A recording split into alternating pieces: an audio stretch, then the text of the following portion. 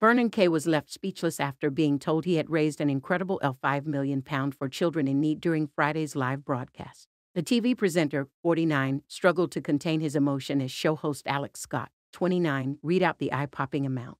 Vernon, who only hours earlier completed the final day of his 115-mile ultramarathon challenge, looked in total shock as the studio audience applauded.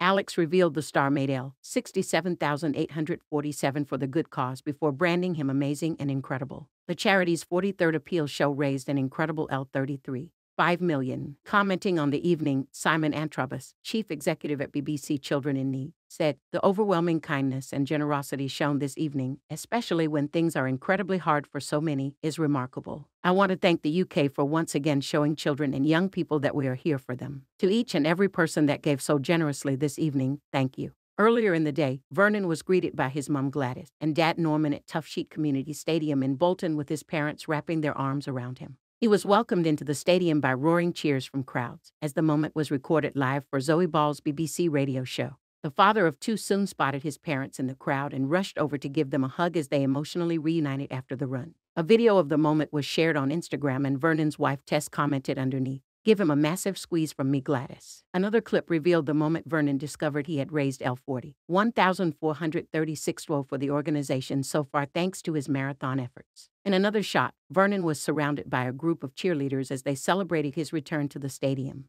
Prior to Vernon completing his final leg, Tess shared an emotional message to her husband on Friday morning. Taking to Instagram, the TV star, 54, branded Vernon wonderful hours before he completed the fourth and final day of the challenge. In her post, Tess lamented her absence, as she was having to stay near London head of Strictly's live show on set but professed her pride at the achievement.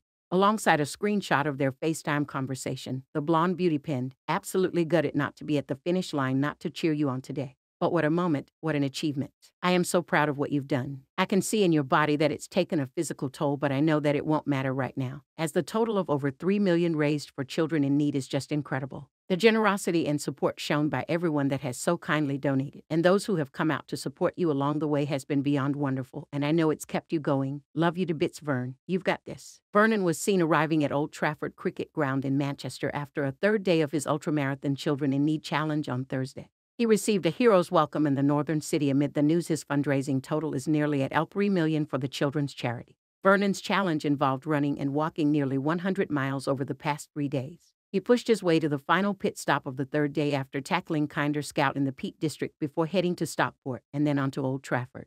Upon his arrival, the BBC Radio 2-star received a warm welcome from legions of fans who had gathered to greet him. On Friday morning, Vernon left just before 7 a.m. to complete the final leg of his challenge, where he will complete it in his hometown of Bolton. His journey took him through Salford, Linneshall, Little Holton, and Middlebrook, before finishing at the Tough Sheet Stadium home of Bolton Wanderers. On Thursday, Vernon admitted he was beginning to struggle while walking over Kinder Scout as the group added a mile to the journey due to the weather. He said, "I'm done now, I've had enough. I'm drained, I've got no energy left. It's going to take a lot to rebuild me now and get me on the road to get to the other side of Manchester. That was hard.